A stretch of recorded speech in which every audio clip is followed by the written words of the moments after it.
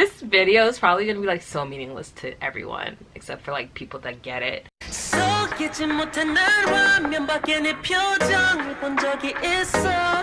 Hey everyone, welcome back to my channel. So today I'm coming to you with a super nerdy video.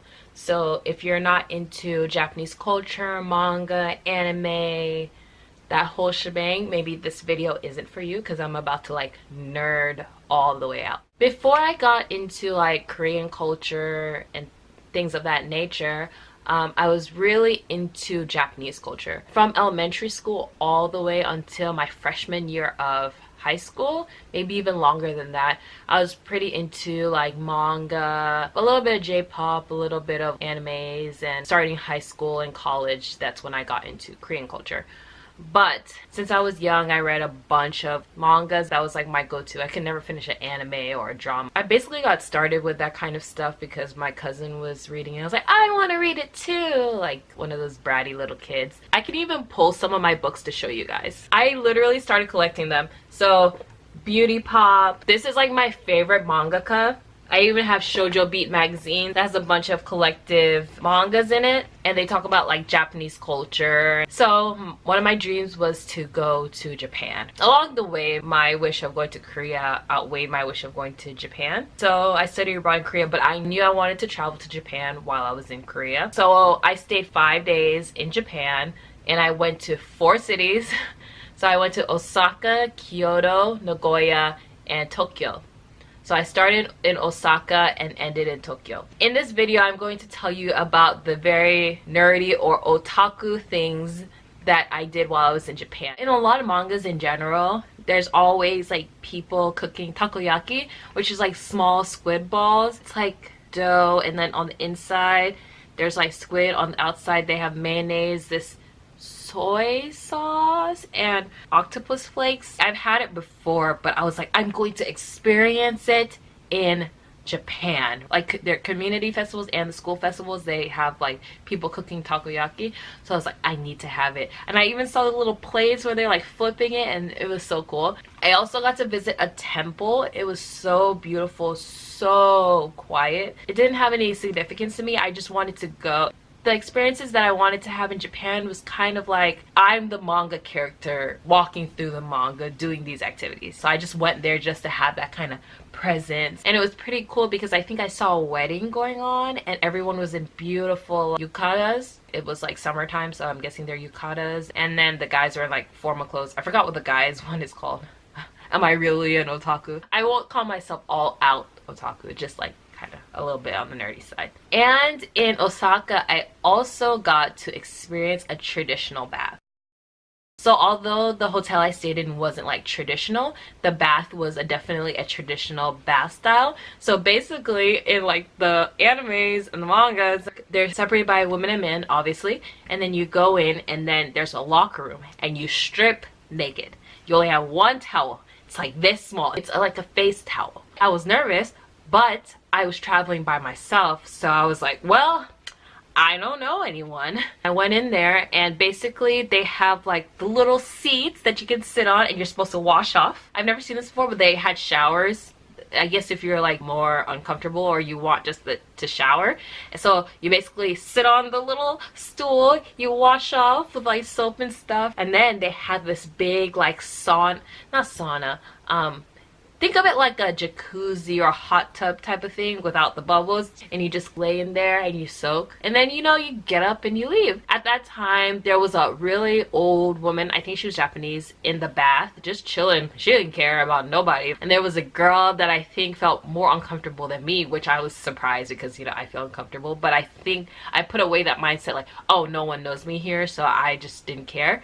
But the girl was in the shower like showering. I'm like, ah, everyone can see me.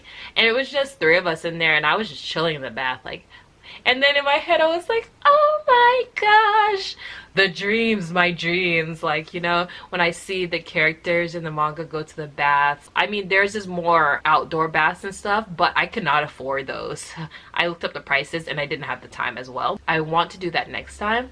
But yeah, this is more of like a home style one. Then in Kyoto, I went to a manga museum. So nerdy. And I went through and I just looked at everything. They had different mangas in different languages, and it was really cool. And it just shows how manga and anime and all of that has spread around the world. The one bad thing was I couldn't take pictures in there. That was their rule, so I didn't really get to like document that moment. But it was like cool, and just touching all the manga and walking through. They had a kids section. If you like read manga or watch anime or watch Japanese dramas, during New Year's they go to like the temple and they pray and they ring the bell and they get the fortune. And I got to go to a place like that and actually see like the bell they ring and where they write their wishes. One thing that was super crazy, so I actually saw a geisha. I always said I was gonna finish it. I was halfway through Memoirs of a Geisha, and I've read some geisha themed mangas. So I was in Geo. I was with a girl from the hotel that I was staying at, and we're just walking around. In my head I'm like, oh, I hope I get to see a geisha. I know it's really rare and there's not many of them that exist anymore. And I just said at that moment, I hope I see a geisha. And then literally I see this geisha just running down the street. Like not running, but like kind of fast walking.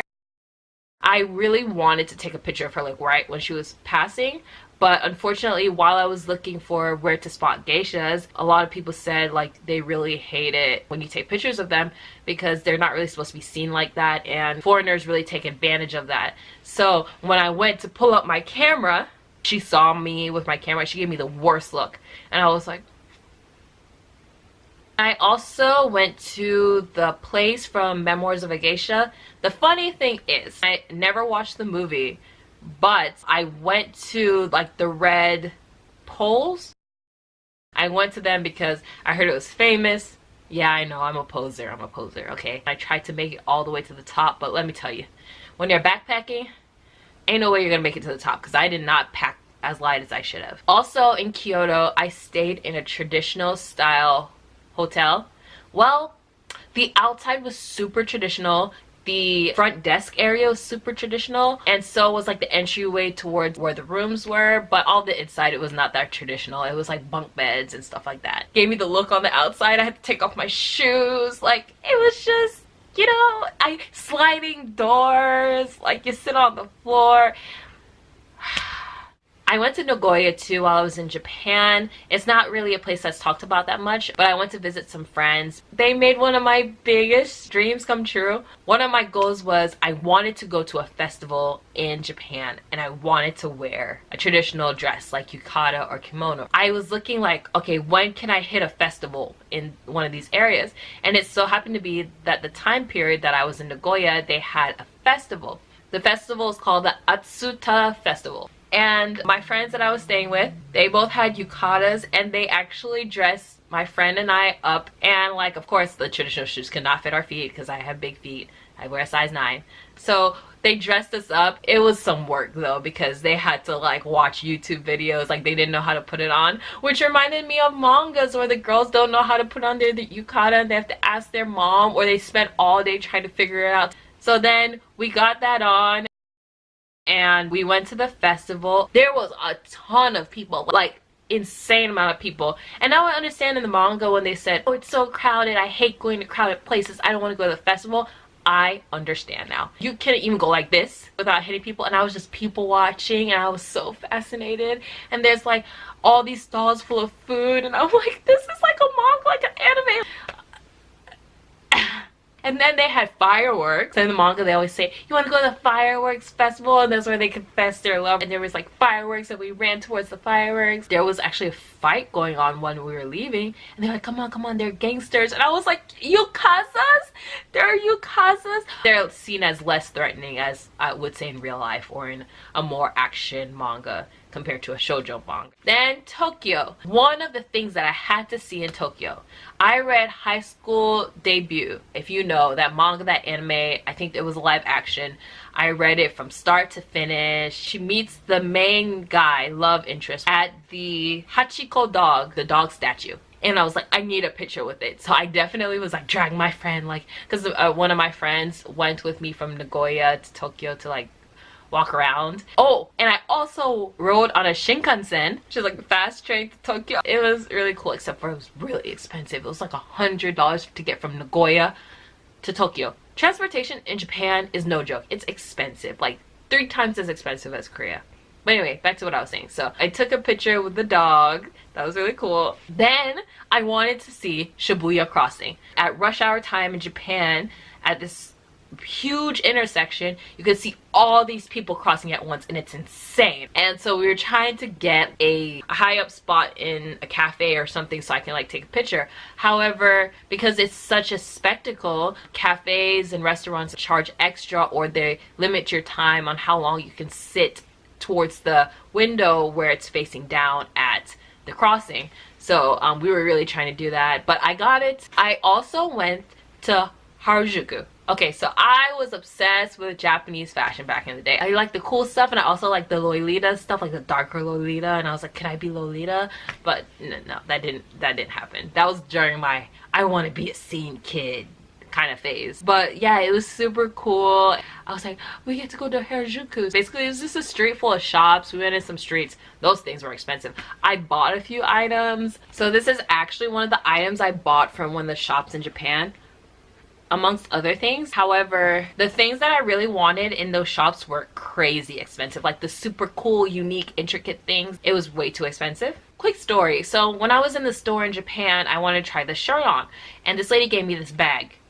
And I was really confused what this bag was for. It was a bag with really small holes. After I was done and I left, I realized what the bags were for. Which they should have this in Korea, because the street shops do not let you try on clothes, like the side shops, because they don't want you to get your makeup on them. Guys can try it on though, but girls can't usually. This road shop in Japan has bags. So it's like a breathable bag, and all you do is put it over your head, you put the shirt on, and you take it off, and then you can like see, and you won't mess up their clothes. That's innovation. Another one that happens in a lot of like mangas and stuff, they go to Tokyo Tower. And I was like, I need to go to Tokyo Tower. I went to Tokyo Tower. I went to the very top. It actually reminds me a little bit of the Eiffel Tower, just a little bit in like the structure. It's more lean than the Eiffel Tower. And I went in the nighttime so I could see all the lights. I can see how it's romantic in these mangas and animes and dramas, and this is not something that happens very often, like mangas and dramas and stuff. But I got to stay in like a pod. In Japan there's like regular hotels, and then there's also pods where it's like a smaller space for you to stay. They're usually cheaper, and it was like super cool. It wasn't as like small and claustrophobic as I thought. Like, it was very spacious. They had little charging slots. You can put your phone up on the side. I wouldn't say you can reach out with your hands, but you can reach out with your elbows. I just stayed in a little bit of a luxurious one. It was very roomy, very clean. Those were some of the nerdy otaku fantasies that I got to like fulfill while I was in Japan. I'm sure there's much more that I didn't get to do, but honestly I fulfilled my basic ones, like so many of them. I really had a great time, and I want to go back to Japan so bad, but after I've had a full-time job for like a year or two, because it's expensive, okay, and I want to have a good time. Thank you for watching this video. On my channel I want to do all kinds of videos, stuff that I really enjoy. So I hope you guys enjoy this video, and if you'd like to see more videos and you have any suggestions, comment down below, subscribe, you know the deal. Bye.